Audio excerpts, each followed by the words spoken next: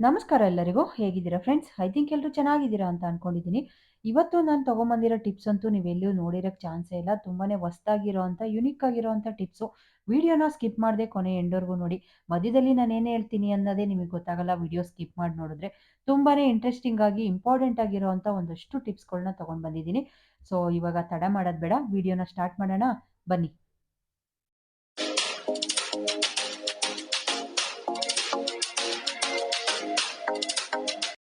ಸಾಮಾನ್ಯವಾಗಿ ಒಬ್ಳೇ ಮನೇಲಿರುವಾಗ ಈ ಥರ ಕಾಫಿ, ಟೀ ಏನಾದ್ರು ಒಬ್ಳಿಗೆ ಮಾಡ್ಕೊಳ್ತಾ ಇರ್ತೀನಲ್ವಾ, ಆಗ ಈ ಚಿಕ್ಕ ಬಟ್ಲಲ್ಲಿ ಇಟ್ಕೊಳ್ತೀನಿ. ಆ ಬರ್ನಲ್ ಬಂದು ದೊಡ್ಡದಿರೋದ್ರಿಂದ ಸೈಜು, ಈ ಚಿಕ್ಕದೆಲ್ಲ ಪಾತ್ರೆ ಇಟ್ಟಾಗ ಆ ಕಡೆ ಈ ಕಡೆ ಓಡಾಡ್ತಾ ಇರುತ್ತೆ, ಬೀಳ್ತಾ ಇರುತ್ತೆ. ಇದಕ್ಕೆ ಅಂತಾನೆ ಒಂದು ಸ್ಟ್ಯಾಂಡ್ ಬರುತ್ತೆ ಚಿಕ್ಕದು. ಆ ಬರ್ನಲ್ಲಿಗೆ ಸಣ್ಣ ಪಾತ್ರೆಗಳು ಇಟ್ಕೊಂಡು ಮಾಡೋದಕ್ಕೆ ಅಂತಾನೆ ಸ್ಟ್ಯಾಂಡ್ ಬರುತ್ತೆ. ನನ್ನ ಹತ್ರ ಆ ಸ್ಟ್ಯಾಂಡ್ ಇಲ್ಲ. ಸೊ ಹಾಗಾಗಿ ನಾನೇನ್ ಮಾಡ್ತೀನಿ ಅಂದ್ರೆ, ಈ ಥರ ಇದು ಚಪಾತಿ, ರೋಟಿ ಎಲ್ಲ ಸುಡೋದಕ್ಕೆ ಅಂತ ಈ ಗ್ರಿಲ್‌ನ ತಗೊಂಡಿದ್ದೀನಲ್ವಾ, ಸೊ ಈ ಗ್ರಿಲ್‌ನ ಇಟ್ಕೊಳ್ತೀನಿ. ಇವಾಗ ಈ ಗ್ರಿಲ್ ಇಟ್ಕೊಂಡು ನಾನು ಎಷ್ಟು ಚಿಕ್ಕ ಪಾತ್ರೆ ಬೇಕಾದ್ರೂ ಆರಾಮಾಗಿ ಇಟ್ಕೊಂಡು ಸೊ ಕಾಫಿ, ಟೀ ಎಲ್ಲ ಮಾಡ್ಕೊಳ್ಬೋದು. ನೀರೇನಾದ್ರೂ ಬಿಸಿನೀರು ಕಾಯಿಸ್ಕೊಳ್ಳೋದಾದ್ರೆ, ಅರ್ಜೆಂಟಲ್ಲಿ ಕರೆಂಟ್ ಏನಾದ್ರು ಇಲ್ಲ ಅಂದಾಗ ಇದ್ರಲ್ಲೇ ಕಾಯಿಸ್ಕೊಳ್ತೀನಲ್ವಾ, ಸೊ ಹಾಗಾಗಿ ನಿಮ್ಮ ಹತ್ರನೂ ಯಾರ ಹತ್ರನಾದ್ರು ಈ ಥರ ಗ್ರಿಲ್ ಅಕಸ್ಮಾತ್ ಈ ಸಣ್ಣದು ಬರ್ನಲ್ ಸ್ಟ್ಯಾಂಡ್ ಇಲ್ಲ ಅಂದ್ರೆ ಈ ಥರ ಐಡಿಯಾ ಮಾಡ್ಬೋದು. ಇದೂ ಅಷ್ಟೇನೆ ಆರಾಮಾಗಿ ಮೇಲೆ ಎತ್ಕೊಳ್ಬೋದು. ಏನು ಆ ಕಡೆ ಈ ಕಡೆ ಬೀಳೋದಿಲ್ಲ. ಇದೊಂದು ಈಸಿ ಮೆಥಡ್ ಅನ್ಸತ್ತೆ. ಸೊ ಹಾಗಾಗಿ ನಾನು ನಿಮ್ ಜೊತೆ ಇದನ್ನ ಶೇರ್ ಮಾಡ್ತಾ ಇದ್ದೀನಿ. ತುಂಬಾ ಚೆನ್ನಾಗಿದೆ ಈ ಟ್ರಿಕ್ಕು. ಅಡ್ಗೆ ಮನೇಲಿ ಯೂಸ್ ಮಾಡೋ ಅಂಥ ಕೆಲವೊಂದು ಐಟಮ್ಸ್‌ಗಳನ್ನ ನಾವು ಪಾತ್ರೆ ಜೊತೆ ತೊಳೆದು ಇಟ್ಟಿರುವಾಗ, ಅಷ್ಟೊಂದು ನಾವು ಕ್ಲೀನಾಗಿ ಎಷ್ಟೇ ನೀಟಾಗಿ ತೊಳೆದಿದ್ರೇನು, ಅಲ್ಲಲ್ಲೇ ಕಪ್ಪಗೆ ಒಂಥರ ಜಿಡ್ ಥರ ಆಗಿರುತ್ತೆ. ಅಲ್ಲೇ ನೀವು ನೋಡ್ಬೋದು, ಆ ಕೆಂಚು ಕಲರಲ್ಲಿ ಒಂಥರ ಸ್ಟ್ರಕ್ ಆದಂಗೆ ಅನಿಸ್ತಾ ಇರುತ್ತೆ. ಇಂಥದಕ್ಕೆಲ್ಲ ನಾನೇನು ಮಾಡ್ತೀನಿ ಅಂದರೆ, ಸಪ್ರೇಟಾಗಿ ಒಂದೊಂದು ದಿವಸ ಈ ಥರ ಕ್ಲೀನ್ ಮಾಡ್ಕೊಳ್ತೀನಿ. ನಾನಿಲ್ಲಿ ಮೊದಲಿಗೆ ಒಂದು ಪಾತ್ರೆ ತಗೊಂಡು ಅದಕ್ಕೆ ಒಂದು 4 ಡ್ರಾಪು ವಿಮ್ ಜೆಲ್‌ನ ಹಾಕೊಳ್ತಾ ಇದ್ದೀನಿ. ಇದಕ್ಕೆ ಇವಾಗ 1 ಸ್ಪೂನಷ್ಟು ಸೊ ಸೋಡಾ, ಬೇಕಿಂಗ್ ಸೋಡಾ ಅಡುಗೆಗೆಲ್ಲ ಯೂಸ್ ಮಾಡ್ತೀವಲ್ವಾ, ಆ ಸೋಡಾನ ಹಾಕ್ಕೊಳ್ತಾ ಇದ್ದೀನಿ.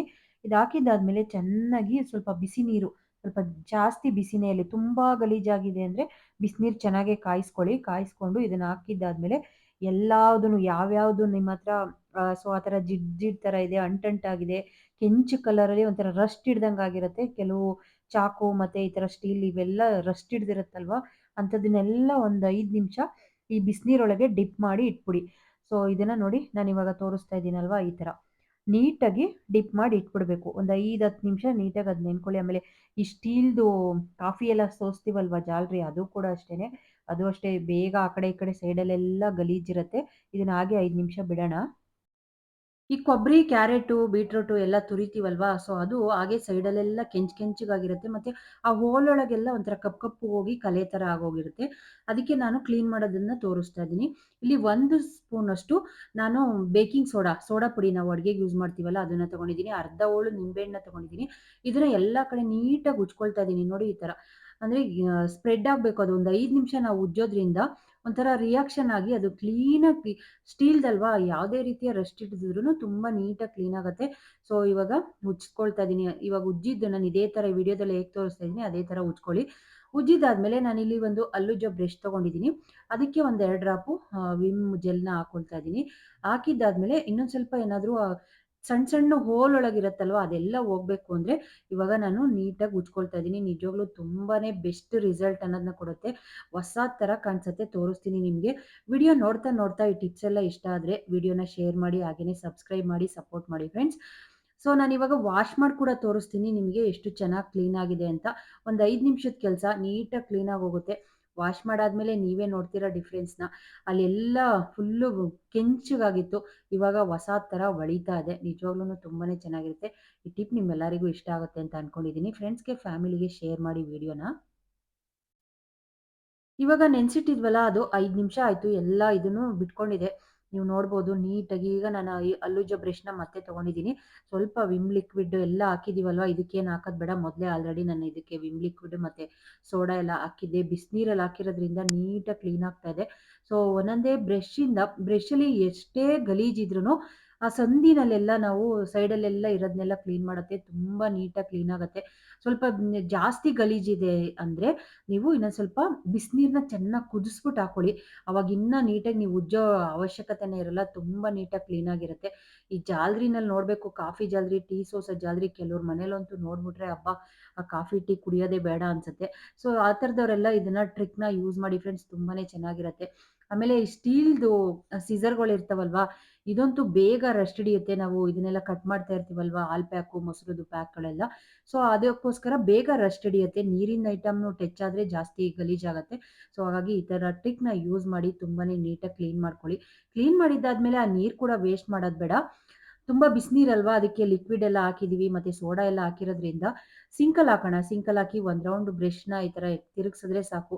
ಆ ಸಿಂಕ್ ಕೂಡ ಕ್ಲೀನ್ ಆಗತ್ತೆ. ಮತ್ತೆ ಬ್ಯಾಡ್ ಸ್ಮೆಲ್ ಏನಾದ್ರು ಬರ್ತಾ ಇದ್ರೆ ಅದು ಕೂಡ ಹೋಗುತ್ತೆ. ತುಂಬಾನೇ ಚೆನ್ನಾಗಿರುತ್ತೆ ಫ್ರೆಂಡ್ಸ್. ಒಂದ್ಸತಿ ಟ್ರೈ ಮಾಡಿ, ನಿಮ್ಮೆಲ್ಲರಿಗೂ ಇಷ್ಟ ಆಗತ್ತೆ. ಎಲ್ಲರ ಮನೆಯ ಕಾಮನ್ ಪ್ರಾಬ್ಲಮ್ ಅಂದ್ರೆ ಈ ಸೆಲ್ಲೋ ಟೇಪ್. ಇದು ಟ್ರಾನ್ಸ್‌ಪರೆಂಟ್ ಇದ್ರಂತೂ ಅದು ಗೊತ್ತಾಗೋದೇ ಇಲ್ಲ. ಎಡ್ಜ್‌ನ ಎಲ್ಲಿ ಬಿಟ್ಟಿದೀವಿ ಅಂತ ಹುಡ್ಕಾಡೋದ್ರೊಳಗೇನೆ ತುಂಬಾ ಟೈಮ್ ವೇಸ್ಟ್ ಮಾಡ್ತೀವಿ. ನಾನು ಅದಕ್ಕೆ ಏನ್ ಮಾಡ್ತೀನಿ ಅಂದ್ರೆ, ಆ ಎಡ್ಜಲ್ಲಿ ಒಂದು ಸೇಫ್ಟಿ ಪಿನ್‌ನ ಈ ತರ ರೋಲ್ ಮಾಡಿ ಹಾಕಿರ್ತೀನಿ. ನಮ್ಗೆ ನೀಟಾಗಿ ಕಂಡುಹಿಡಿಬೋದು ಎಲ್ಲಿದೆ ಅದು, ಎಡ್ಜಸ್ ಎಲ್ಲಿದೆ ಅಂತ. ಅವಾಗ ನಾವು ಕಟ್ ಮಾಡ್ಕೊಂಡು ಸೇಫ್ಟಿ ಪಿನ್‌ನ ಬಿಚ್ಕೊಂಡು ನೆಕ್ಸ್ಟು ಎಲ್ಲಿ ಎಡ್ಜ್ ಇರುತ್ತೆ ಅಲ್ಲಿಗೆ ರಿಮೂವ್ ಮಾಡಿ ಹಾಕೊಳ್ಬೋದು. ನಾವು ಸಿಸರ್‌ನ ತಗೊಂಡು ಈ ತರ ಕಟ್ ಮಾಡ್ಕೊಳ್ತೀವಿ. ನಿಜವಾಗ್ಲೂನು ಎಲ್ಲಾರ್ ಮನೆ ಪ್ರಾಬ್ಲಮ್ ಇದೆ ಅಂತ ಅನ್ಕೊಳ್ತೀನಿ. ಸೊ ಇವಾಗ ನೋಡಿ, ನಾನು ಈ ವಿಡಿಯೋದಲ್ಲಿ ತೋರಿಸ್ತಾ ಇದ್ನಲ್ಲ ಇದೇ ತರ ಮಾಡಿ, ಇವಾಗ ಇಲ್ಲಿ ಸೇಫ್ಟಿ ಪಿನ್ ಹಾಕಿ ಕ್ಲೋಸ್ ಮಾಡಿ ಎತ್ತಿಡಿ. ಆಮೇಲೆ ನಾನಿಲ್ಲಿ ಮಕ್ಳಿಗೆ ಸಿರಪ್ ಎಲ್ಲ ತಗೊಳ್ತೀವಲ್ವಾ, ಸಿರಪ್ ಕುಡ್ಸಿದ್ದಾದ್ಮೇಲೆ ಆ ಕ್ಯಾಪ್ ಎಲ್ಲ ತೊಳ್ದಾಕ್ತಿವಿ. ಅಲ್ಲಿಗೆ ನಾವ್ ಎಷ್ಟೇ ಟೈಟ್ ಆಗಿ ಇದಾಕಿದ್ರೂನು ಮುಚ್ಚಳನ ಕ್ಯಾಪ ಇರುವೆ ಎಲ್ಲ ಬಂದು ಮುತ್ಕೊಳ್ತಾ ಇರತ್ತೆ ಅಂತ ನಾವು ಹೋಗಿ ತೊಳಿತೀವಿ. ಆ ಮೇಲ್ಗಡೆ ಕೂಡ ಎಲ್ಲ ವಾಶ್ ಮಾಡ್ತೀವಿ. ವಾಶ್ ಮಾಡ್ತಾ ಮಾಡ್ತಾ ಎಕ್ಸ್ಪೈರಿ ಡೇಟ್ ಅನ್ನೋದಿರುತ್ತಲ್ವಾ, ಅದು ಬೇಗ ಅಳ್ಸೋಗ್ಬಿಡುತ್ತೆ. ಅದಕ್ಕೆ ಎಕ್ಸ್ಪೈರಿ ಡೇಟ್ ಅಳ್ಸೋದಾಗ ನಮಗೆ ನೆಕ್ಸ್ಟು ನಾವು ಸಿರಪ್ ಹಾಕುವಾಗ ಭಯ ಆಗ್ತಾ ಇರುತ್ತೆ. ಅಯ್ಯೋ! ಎಕ್ಸ್ಪೈರಿ ಡೇಟ್ ಹೋಗ್ಬಿಟ್ಟಿದೆ, ಏನ್ ಮಾಡೋದಪ್ಪ ಅಂತ.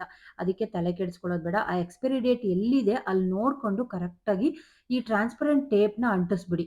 ನೋಡಿ ಇವಾಗ ನಾವೆಷ್ಟೇ ನೀರಿಂದ ವಾಶ್ ಮಾಡಿದ್ರುನು ಆ ಎಕ್ಸ್ಪೈರಿ ಡೇಟ್ ಅನ್ನೋದು ಎಲ್ಲೂ ಹೋಗಲ್ಲ, ಹಾಗೇನೇ ಇರುತ್ತೆ. ನಾನು ಎಲ್ಲಾ ಸಿರಪ್ ಬಾಟ್ಲುಗಳಿಗೂನು ಇದೇ ತರ ಮಾಡಿ ಇಟ್ಟಿರ್ತೀನಿ. ನಮ್ಗೆ ಆರಾಮಾಗಿ ಈಸಿಯಾಗಿ ಎಕ್ಸ್ಪೈರಿ ಡೇಟ್ ಯಾವಾಗಿದೆ ನೋಡ್ಕೊಂಡು ಮಕ್ಳಿಗೆ ಸಿರಪ್‌ನ ಕುಡಿಸ್ಬೋದು. ಇಲ್ಲಾಂದ್ರೆ ಸಖತ್ ತಲೆನೋವಾಗ್ಬಿಡುತ್ತೆ. ಏನಾದ್ರೂ ಮಿಸ್ ಆಗಿ ಎಕ್ಸ್ಪೈರಿ ಡೇಟ್ ಆಗಿರೋದನ್ನ ಕುಡಿಸ್ಬಿಡ್ತೀವಿ ಅನ್ನೋ ಭಯ. ಈ ಟಿಪ್‌ನ ಫಾಲೋ ಮಾಡಿ ಫ್ರೆಂಡ್ಸ್, ತುಂಬಾನೇ ಚೆನ್ನಾಗಿದೆ.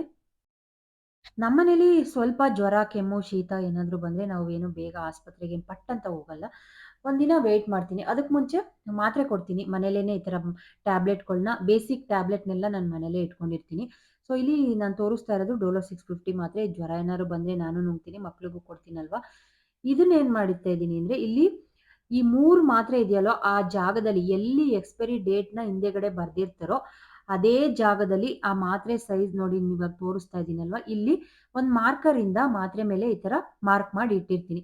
ಸೊ ನಾನು ಮಕ್ಳಿಗೂ ಹೇಳಿರ್ತೀನಿ, ಈ 3 ಮಾತ್ರೆ ನುಂಗ್ಬಾರ್ದು. ಯಾಕೆ ಅಂದ್ರೆ ಈ 3 ಮಾತ್ರೆ ತಗೊಂಡ್ರೆ ಎಕ್ಸ್‌ಪೈರಿ ಡೇಟ್ ಅನ್ನೋದು ಹಿಂದೆಗಡೆ ಇರುತ್ತಲ್ವಾ, ಅದು ಹೋಗ್ಬಿಡತ್ತೆ ನಾವು ಕಟ್ ಮಾಡಿ ತಗೊಳ್ಳೋದ್ರಿಂದ. ಅವಾಗ ನಮ್ಗೆ ಈ ಮಾತ್ರೆ ಯಾವಾಗ ಮುಗ್ದೋಗುತ್ತೆ, ಡೇಟ್ ಯಾವಾಗ ಮುಗ್ದೋಗುತ್ತೆ ಅನ್ನೋದು ಗೊತ್ತಾಗೋದಿಲ್ಲ. ಸೊ ಸುಮ್ನೆ ಕನ್‌ಫ್ಯೂಷನ್ ಆಗೋದ್ ಬೇಡ ಅಂತ ಮಕ್ಳಿಗೂ ಹೇಳಿರ್ತೀನಿ. ನಾನ್ ನೋಡುವಾಗ ಮಕ್ಳಿಗೆ ನೋಡ್ಬಿಟ್ಟು ತಕ್ಕೊಡ್ತೀನಿ ಈ ತರ ಮುಂದೆ ಇರೋದ್ನ. ಅವರು ಒಂದೊಂದ್ಸತಿ ನೀವೇ ಮಾತ್ರೆ ತಗೊಂಡ್ ನುಂಗ್ರು ಅಂದಾಗ ಅವ್ರಿಗೆ ಗೊತ್ತಾಗಲ್ಲ, ಯಾವ್ದೋ ನುಂಗ್ಬಿಡ್ತಾರಲ್ವಾ. ಸೊ ಹಾಗಾಗಿ ಮಾರ್ಕ್ ಮಾಡಿ ಇಟ್ಟಿದ್ರೆ ಅವರಿಗೂ ಐಡಿಯಾ ಗೊತ್ತಾಗತ್ತೆ. ಸೊ ನಮ್ಮಮ್ಮ ಮಾರ್ಕ್ ಮಾಡಿದ್ದಾರೆ, ಇದು ಎಕ್ಸ್‌ಪೈರಿ ಡೇಟ್‌ದೆ ಅಂತ ಮಕ್ಳಿಗೂ ಮೊದಲೇ ಎಕ್ಸ್‌ಪ್ಲೈನ್ ಮಾಡಿರ್ತೀನಿ ನಮ್ಮನೇಲಿ. ಸೊ ಹಾಗಾಗಿ ಈ ಟ್ರಿಕ್‌ನ ಯೂಸ್ ಮಾಡ್ತೀನಿ. ಇದು ಮಾತ್ರೆ ಖಾಲಿ ಆಗೋವರ್ಗುನು ಎಕ್ಸ್‌ಪೈರಿ ಡೇಟ್ ಅನ್ನೋದು ನಮಗೆ ಕಾಣಿಸ್ತಾ ಇರುತ್ತೆ. ಅವಾಗ ನಾವು ಎಕ್ಸ್‌ಪೈರಿ ಡೇಟ್ ಏನಾದ್ರು ಆಗೋಗಿದ್ರೆ ಮಾತ್ರೆನ ಬಿಸಾಕಲ್ಲ. ಸೊ ಅದನ್ನ ಕೂಡ ನಾನು ಗಿಡಗಳಿಗೆ ಪಾಟಿಗೆ ಹಾಕ್ತೀನಿ. ಅದನ್ನ ಲಾಸ್ಟ್ ವ್ಲಾಗಲ್ಲಿ ಹೇಳಿದೀನಿ. ಇನ್ನ ಡೇಟ್ ಇದೆ ಅನ್ನುವಾಗ ನಾವು ಮಾತ್ರೆನ ನುಂಗ್ಬೋದಲ್ವಾ. ಈ ಟ್ರಿಕ್ ಯೂಸ್ ಆಗತ್ತೆ ಅಂತ ಅನ್ಸತ್ತೆ. ಈ ಮಾತ್ರೆ ಖಾಲಿ ಆದ್ಮೇಲೆ ನೋಡಿ, ಈ ಮಾತ್ರೆದು ಕವರ್ ಇರುತ್ತಲ್ವಾ, ಆ ಎಡ್ಜಸ್ಸು ಎಷ್ಟು ಶಾರ್ಪ್ ಇರತ್ತೆ ಅಂದ್ರೆ, ನಾನಿಲ್ಲಿ ಖಾಲಿ ಆಗಿರೋ ಮಾತ್ರೆನ ಮಾತ್ರ ತಗೊಳ್ತಾ ಇದ್ದೀನಿ. ನೀವು ನೋಡ್ಬೋದು. ತುಂಬಾನೇ ಶಾರ್ಪ್ ಇರುತ್ತೆ. ಹಂಗೆ ಮುಟ್ಟಿದ್ರೆ ಸಾಕು ಕೈ ಕುಯ್ಕೊಂಡು ಹೋಗುತ್ತೇನೋ ಅನ್ನೋ ತರ ಫೀಲ್ ಆಗತ್ತೆ. ನೋಡಿ ಇಲ್ಲಿ ಎಷ್ಟು ಎಡ್ಜಸ್ ಎಲ್ಲ ತುಂಬಾನೇ ಶಾರ್ಪ್ ಇರುತ್ತೆ. ಇದರಿಂದ ಒಂದು ಟಿಪ್‌ನ ಹೇಳ್ತಾ ಇದ್ದೀನಿ ಇವತ್ತು.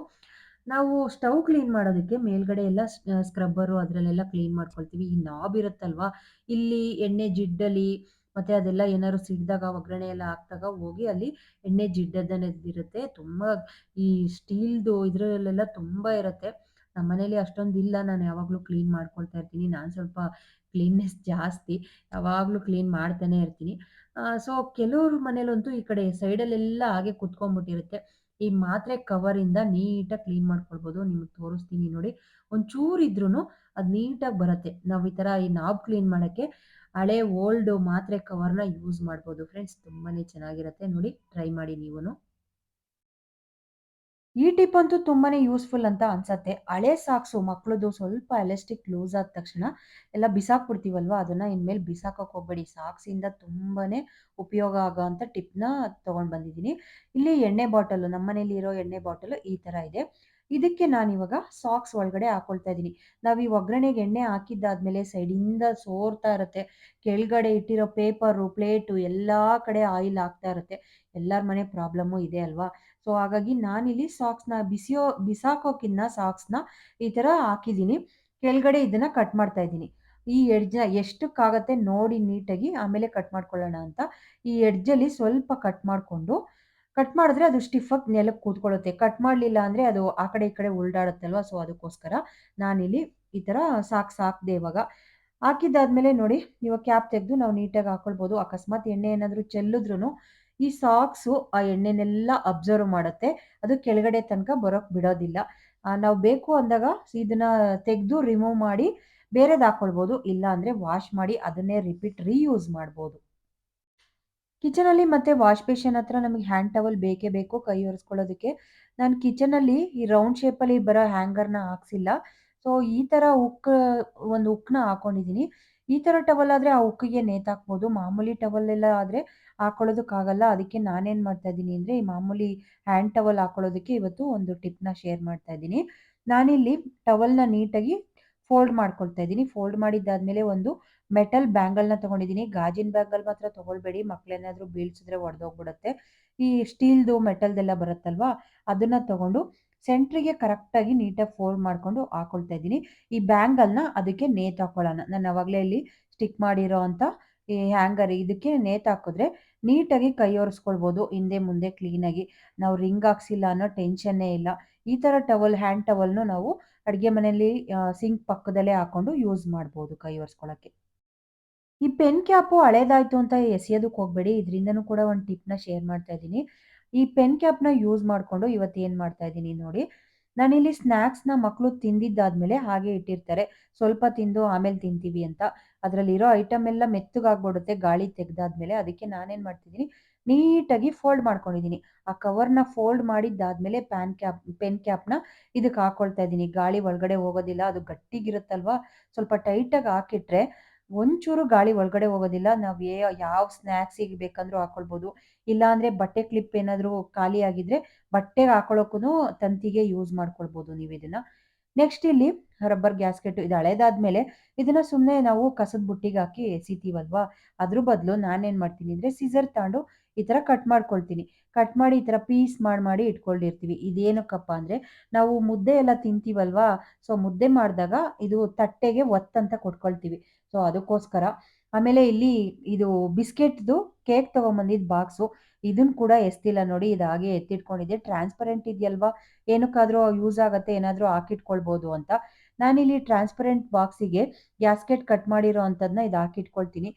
ಒತ್ತೆಲ್ಲಿ ಅಂತ ಹುಡುಕಾಡ್ತಾ ಇರ್ತಾರೆ. ಸೊ ಅದ್ರ ಬದಲಿಗೆ ಇದು ನೋಡಿದ ತಕ್ಷಣ ಕಣ್ಣಿಗೆ ಕಾಣಿಸತ್ತೆ. ತುಂಬಾನೇ ಚೆನ್ನಾಗಿರುತ್ತೆ. ಇದನ್ನ ಎಸೆಯೋದಕ್ಕಿನ್ನ ರೀಯೂಸ್ ಮಾಡಬಹುದಲ್ವಾ? ಯಾವುದೇ ವಸ್ತುಗಳಾದ್ರೂ ಅದೇ ಫ್ರೆಂಡ್ಸ್. ನಾವು ಸ್ವಲ್ಪ ಬುದ್ಧಿ ಉಪಯೋಗಿಸಿ ರೀಯೂಸ್ ಮಾಡ್ಕೊಳ್ಳೋದು ತುಂಬಾನೇ ಒಳ್ಳೆಯದು. ಬೇಡ ಅಂದ ತಕ್ಷಣ ಕಸದ ಬುಟ್ಟಿಗೆ ಎಸೆಯೋದ್ಕಿನ್ನ ಅದರಿಂದನೇ ಕಸದಿಂದ ರಸ ಅಂತ ಗಾದೆನೇ ಅಲ್ವಾ? ಇದು ಟ್ರಾನ್ಸ್‌ಪರೆಂಟ್ ಬಾಕ್ಸ್ ಆಗಿರೋದ್ರಿಂದ ನಾವು ಎಲ್ಲಾದ್ರೂ ಫಂಕ್ಷನ್‌ಗೆ, ಊರುಗಳಿಗೆಲ್ಲಾದ್ರೂ ಹೋಗುವಾಗ ಈ ಗಾಜಿನ ಬಳೆನ ನಾವು ವ್ಯಾನಿಟಿ ಬ್ಯಾಗಲ್ಲಿ ಇಟ್ಕೊಂಡು ಹೋಗ್ತೀವಿ. ಮಕ್ಳೇನಾದ್ರೂ ಕೈ ಊರಿದ್ರೆ ಇಲ್ಲ ಬ್ಯಾಗ್‌ನ ಆ ಕಡೆ ಈ ಕಡೆ ಹಾಕ್ಬಿಟ್ರೆ ನಾವು ಕಾರಲ್ಲಿ ಎಲ್ಲಾದ್ರೂ ಹೋಗುವಾಗ ಅದು ಪಟ್ ಅಂತ ಬಳೆ ಒಡೆದೋಗುತ್ತೆ. ಅದ್ರ ಬದಲು ಈ ಟ್ರಾನ್ಸ್‌ಪರೆಂಟ್ ಆಗಿರೋ ಈ ಪ್ಲಾಸ್ಟಿಕ್ ಬಾಕ್ಸಲ್ಲಿ ಹಾಕಿಟ್ಕೊಂಡ್ರೆ ಸೇಫ್ ಆಗಿರುತ್ತೆ. ಈ ಚಾರ್ಜರ್ ಪಿನ್ನು ಹಾಳಾಗಿದೆ. ಸೊ ಇದನ್ನ ಎಸೆಯೋದಕ್ಕೆ ಮನ್ಸಿಲ್ಲ. ವೈಟ್ ಕಲರ್ ಅಲ್ವಾ ಎಷ್ಟು ಚೆನ್ನಾಗಿದೆ ನೋಡಿ. ಇದರಿಂದ ಕೂಡ ಒಂದು ಟಿಪ್‌ನ ಶೇರ್ ಮಾಡ್ತಾ ಇದ್ದೀನಿ. ಈ ನಾವು ಅಡುಗೆ ಮನೇಲಿ ಏನಾದ್ರು ಕೆಲಸ ಮಾಡುವಾಗ ಮೊಬೈಲ್ ಎಲ್ಲ ಇಟ್ಕೊಂಡಿರ್ತೀವಲ್ವಾ? ಕೈಯಲ್ಲಿ ಹಿಡ್ಕೊಂಡು ನೋಡೋದಕ್ಕಿನ್ನ ಈ ತರ ಮೊಬೈಲ್‌ನ ಈ ಚಾರ್ಜರ್ ಮೇಲ್ಗಡೆ ಇಟ್ಟು ಚಾರ್ಜರ್ ಹೋಲ್ಡ್ ಹೆಂಗಿದೆ ನೀಟಾಗಿದೆ ನೋಡಿ ಈ ತರ ಚಾರ್ಜರ್ ಪಿನ್ ಮೇಲೆ ಈ ತರ ಹೋಲ್ಡ್ ಮಾಡಿ ಇಟ್ಟು ನಾವು ಏನಾದ್ರೂ ಕೆಲಸ ಮಾಡ್ಕೊಳ್ಬೋದು. ಅಕಸ್ಮಾತ್ ಏನಾದ್ರು ಅಡುಗೆ ಮನೇಲಿ ನೀರ್ ಗೀರ್ ಏನಾದ್ರು ಮೊಬೈಲಿಗೆ ಬೀಳುತ್ತೆ ಅನ್ನೋ ಟೆನ್ಷನ್ ಇರಲ್ಲ. ನಾವು ಯಾವ್ದಾದ್ರು ವಿಡಿಯೋ ನೋಡ್ಬೇಕು ಅಂದ್ರೂ ಇದ್ರ ಮೇಲೆ ಇಟ್ಕೊಂಡು ಆರಾಮಾಗಿ ವಿಡಿಯೋ ನೋಡ್ಬೋದು. ಈ ಟಿಪ್ ನಿಮ್ಗೆ ಇಷ್ಟ ಆಯ್ತು ಅಂತ ಅನ್ಕೊಂಡಿದೀನಿ. ಎಲ್ಲಾ ಟಿಪ್ಸು ನಿಮ್ಗೆ ಇಷ್ಟ ಆಗಿದ್ರೆ ಶೇರ್ ಮಾಡಿ, ಕಮೆಂಟ್ ಮಾಡಿ. ಲೈಕ್ ಮಾಡಿ, ಸಬ್ಸ್ಕ್ರೈಬ್ ಮಾಡಿಕೊಂಡು ಚಾನಲ್‌ನ ಸಪೋರ್ಟ್ ಮಾಡಿ. ಮತ್ತೆ ಮುಂದಿನ ವ್ಲಾಗಲ್ಲಿ ಸಿಗ್ತೀನಿ. ಅಲ್ಲಿ ತನಕ ನಮಸ್ಕಾರ. Love you all.